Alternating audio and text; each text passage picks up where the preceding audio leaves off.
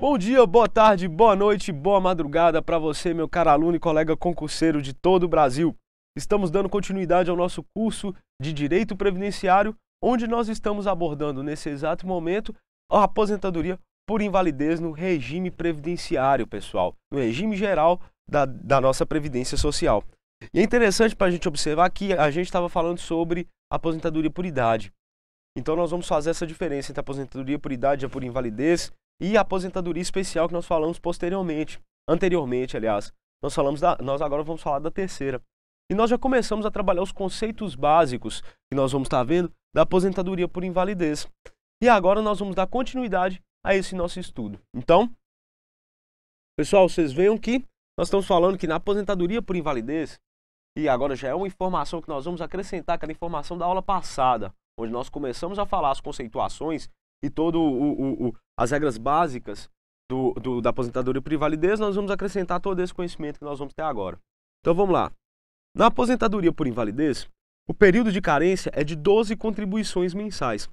Ou seja, para que o segurado tenha direito ao benefício, deverá ter um número mínimo de contribuições de 12 contribuições, pessoal. 12 contribuições mensais. Entretanto, em alguns casos previstos na lei, essa carência não será exigida. É o caso de o segurado sofrer acidente de qualquer natureza ou causa, ou ser acometido de algumas das doenças ou afecções especificadas em lista elaborada pelo Ministério da Saúde e da Previdência Social a cada 3 anos. Então, pessoal, nós vimos que ela tem um período de carência de 12 meses. Correto? Aliás, de 12 meses de carência. O que nós vamos observar, então? Existem várias situações onde não vai ser necessário o período de carência. Não vai ser necessário se completar esse período de carência. E quais são essas situações? As primeiras situações que nós já vamos colocar é sofrer um acidente de qualquer natureza. Se eu sou segurado e sofro um acidente de qualquer natureza, eu já posso entrar e fico inválido, eu já posso ser segurado, já posso ser aposentado por invalidez. E também, pessoal, se eu sou acometido por algumas das doenças ou afecções especificadas em lista elaborada pelo Ministério da Saúde. E eu já passei essa lista para vocês quando nós começamos a falar dos regimes, o regime próprio dos servidores públicos, o regime geral da Previdência, o regime particular, o regime dos congressistas, e eu passei para vocês essa lista. Mas de uma forma meramente exemplificativa, quais seriam essas doenças que estão falando aqui? Nós podemos citar a AIDS, nós podemos citar a tuberculose, nós podemos citar a lepra. Todas elas vão estar elencadas nessa lista do Ministério da Saúde, que se renova a cada 3 em 3 anos, tendo em vista a necessidade e as novas doenças que começam a atacar o brasileiro. É considerado acidente de qualquer natureza ou causa aquele de origem traumática e por exposição a agentes exógenos. O que seriam agentes exógenos, pessoal?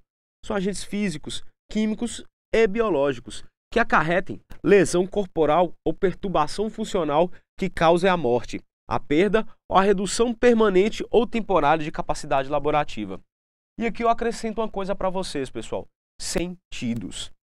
Se eu perdi um sentido, mesmo que parcialmente, a gente pode ser incluído nessa questão aqui, ok? Então, quando a gente fala que no final, que acarrete lesão corporal ou perturbação funcional que cause a morte, a perda ou a redução permanente, a gente também pode colocar aqui, ó, que cause a perda ou a redução permanente de sentido. Qualquer um dos sentidos do ser humano que também implicariam em uma perda da capacidade laborativa. Mas vocês lembram que eu falei para vocês no início? Qual é o foco quando a gente fala de incapacidade dentro do INSS? É a incapacidade para prover a sua própria mantença, o seu próprio sustento. Por isso que aqui a gente está trabalhando com capacidade laborativa, que é a capacidade de trabalhar. A data de início do benefício, pessoal, seria qual? A aposentadoria por invalidez será devida a partir do dia imediato ao da cessão do auxílio-doença, quando aquela decorrer de transformação deste. Então já entendi porque que muita gente fala que é necessário auxílio-doença ou auxílio-acidente para eu entrar com a Previdência, para entrar na Previdência com a aposentadoria por invalidez. Porque ela só lê até aqui. E vai falar que devida a partir do dia imediato ao da cessão do auxílio-doença. Só que a gente vai ver que, e quando não for este o caso, ou seja, quando não for o caso da cessão do auxílio-doença, nós vamos entrar no quê? A partir do 16º dia de afastamento da atividade ou a partir da entrada do requerimento. Quando entrar o requerimento, após o 30º, então, após o dia 30 de afastamento da atividade. Para os segurados empregados, exceto o doméstico, ok? Então, pessoal, se eu não estiver recebendo auxílio-doença ou auxílio-acidente, que no final das contas são a mesma coisa, o que nós vamos observar aqui? A partir do 16º dia de afastamento, do dia 16, nós vamos contar o quê? Nós vamos começar a contar a data da aposentadoria por invalidez. Ou a partir da entrada do requerimento.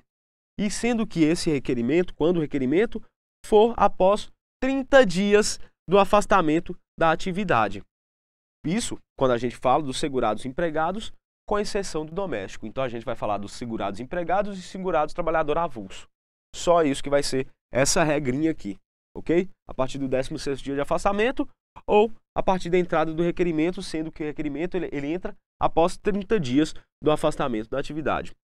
Sendo que os primeiros 15 dias de afastamento deverão ser pagos pela empresa. Por isso, pessoal, que aqui conta-se o 16º dia de afastamento.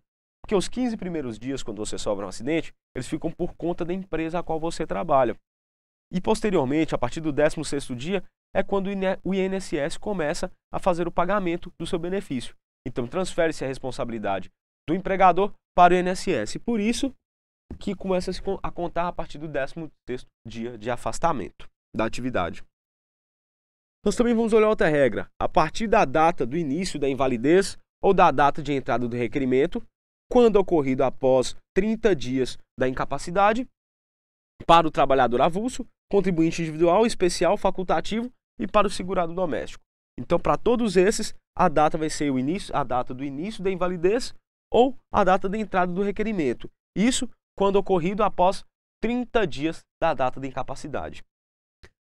Nós também vamos observar, pessoal, que o requerimento do benefício, em todos os casos, deve ser formulado no prazo de até 30 dias. Por isso que nós vimos que nesses casos, eles contam a partir de 30 dias da incapacidade. Nós vamos observar aqui, tanto quando a gente trabalha dos empregados, segurados empregados, quando a gente trata dos segurados a trabalhador avulso, contribuinte individual, especial, facultativo e para segurado doméstico. Todos esses nós vamos usar essa regra dos 30 dias, porque eu tenho um prazo de 30 dias para poder entrar com esse pedido, com o pedido de invalidez. Pois, após esse prazo, a data inicial do benefício será a data do requerimento, pessoal. Então, se eu fizer tudo o que eu passar de 30 dias, que é a data dos 30 dias a partir da data de incapacidade, para entrar inicialmente com o benefício, eu vou fazer o quê? Tudo a partir disso vai ser a data do requerimento. Então, está lá no concurso, eu fui incapacitado dia 1º, vamos pôr fácil, eu fui incapacitado dia 1º, só que eu deixei transcorrer mais de 30 dias. Qual que vai ser a data? E entrei com o requerimento dia 15 do outro mês. Qual que vai ser a data? Vai ser a data 15 do outro mês, porque foi a data com que eu entrei com o requerimento, porque eu já passei dos 30 dias da data de incapacidade. Ok, pessoal? Vamos olhar a renda mensal inicial que vai acontecer, porventura, vindo dessa aposentadoria por invalidez, pessoal. Nós vamos observar que a aposentadoria por invalidez, inclusive a decorrente de acidente de trabalho, será correspondente a 100% do salário de benefício, sendo que não poderá ser inferior ao salário mínimo, nem superior ao do limite máximo do salário de contribuição, ressalvado os casos de acréscimo de 25% ao valor do benefício para os segurados que necessitarem de assistência permanente de outra pessoa. Em relação a esses 25%, pessoal, nós vamos ter uma aula específica só quando são os casos em que vão cair esses 25%. Mas de praxe a gente pode entender que eles vêm quando as pessoas necessitam de assistência permanente para outra pessoa. Seria como se fosse um dinheiro a mais para eu pagar um cuidador, ou então para eu pagar um enfermeiro, para poder tomar a sua atenção e trabalhando, auxiliando essa pessoa que vai estar inválida, correto? Então, até porque, por conta dessa invalidez, por conta que ela vai precisar de pessoas por ela, é que se mantém 100% do salário-benefício. O salário de benefício ele é calculado pela média aritmética simples dos maiores salários de contribuição, correspondentes a 80% de todo o período contributivo, devidamente atualizados. Então, o que eu vou fazer, pessoal, para observar esse salário-contribuição? contribuição não, desculpa pessoal, esse salário de benefício. O que acontece? Eu vou pegar a média de todos os maiores salários que eu tive em 80%, correto? Vou pegar correspondentes a 80% de todo o período que eu contribuí. E o que vai acontecer, pessoal? Eu vou atualizar e vou chegar a esse valor que vai ser chamado de salário de benefício, ok? Então eu vou pegar pela média aritmética simples dos maiores salários correspondentes a 80% de todo o período contributivo. Como é que eu vou saber quais são os salários que eu vou pôr? Eles devem corresponder a 80% do período contributivo, ok? Então eu não posso ter um salário de 15 mil reais correspondente a 1% do tempo contributivo e o resto dos meus salários forem bem menores. Então eu vou ter que estar observando os correspondentes a 80% de todo o período contributivo devidamente atualizado. No caso dos segurados filiados ao regime geral da Previdência Social até 28 de 11 de 99, ou seja, anteriormente à publicação da Lei 9.876, em 99, somente serão considerados, na média aritmética, para fins do cálculo acima, os salários de contribuição a partir da competência de julho de 94.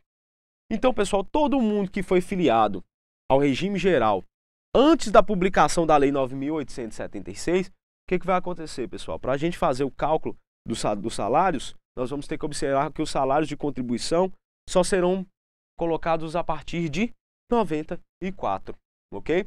Isso para não ter a incompatibilidade de uma lei com outra. Então, se eu tenho aqui 29 de novembro de 99, se eu fui inscrito antes dele, o que eu vou fazer? Somente os salários de contribuição que contarão serão a partir de julho de 1994 para essa média aritmética. Não importa se os outros eram maiores. Infelizmente, a regra que o INSS tomou é essa. Caso, pessoal, o segurado já esteja recebendo o auxílio-doença, o valor da aposentadoria por invalidez será igual ao do auxílio-doença, se este, por força de reajustamento, for superior ao correspondente a 100% do salário de benefício. Então, se eu estou recebendo auxílio-doença, à medida com que ele vai se reajustando no tempo, ele ficou maior do que um salário-benefício que nós vamos ter na aposentadoria por invalidez. E eu acabo que converto meu benefício, meu auxílio-doença, em aposentadoria por invalidez. Meu salário vai diminuir? De maneira alguma.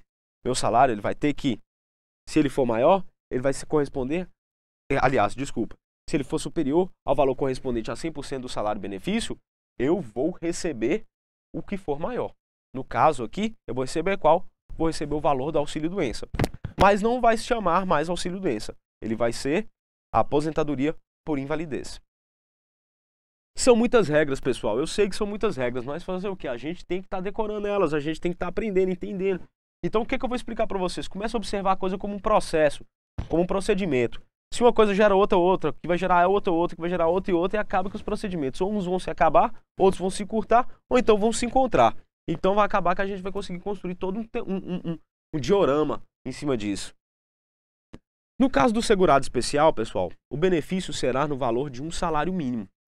Já se ele comprovar contribuições para a Previdência, a sua renda mensal será calculada com base no salário de benefício. Então, às vezes aqui, e nós vamos observar que esse salário de benefício ele não pode ser inferior. E essa contribuição, esse salário de benefício, ele nunca vai ser inferior ao salário mínimo. Então, quem está de benefício do LOAS e vai tentar fazer uma conversão para o benefício da aposentadoria por invalidez, o que ele tem de fazer, pessoal? Ele tem de ter contribuído. Se ele não contribuiu, ele não vai conseguir. Ele não vai ter a carência mínima para poder ascender a esse benefício. Ok? E aqui nós vamos terminando a nossa aula de aposentadoria por invalidez, pessoal. E o que nós podemos observar nessa nossa aula de aposentadoria por invalidez? Nós vimos todos os procedimentos que nós vamos ter próprios para vários tipos de invalidez. Nós observamos que se nós tivermos, por exemplo, a questão do salário-benefício, nós já observamos o salário de contribuição, nós já observamos todos os conceitos que estão ao redor justamente do que? Da aposentadoria por invalidez. E assim a gente vai construindo ela categoricamente até chegar no ponto onde nós vamos estar com ela toda construída. É o que eu falo para vocês, vocês têm de observar essa questão do direito previdenciário, quando a gente aborda o instituto, eu abordei a aposentadoria por invalidez. Então o que eu vou fazendo, pessoal? A partir da data de início dela, eu vou construindo o procedimento dela dentro da cabeça. Se acontecer isso, vai acontecer tal coisa. Se não acontecer isso, vai acontecer tal coisa. E nós vamos ter alguns diagramas também no nosso site que vão estar informando melhor para a gente como é que isso vai funcionar e vai dar para você visualizar melhor o procedimento, principalmente o procedimento previdenciário, que é bastante complicado. Ok, pessoal? Então aguardo vocês na nossa próxima aula. Até mais!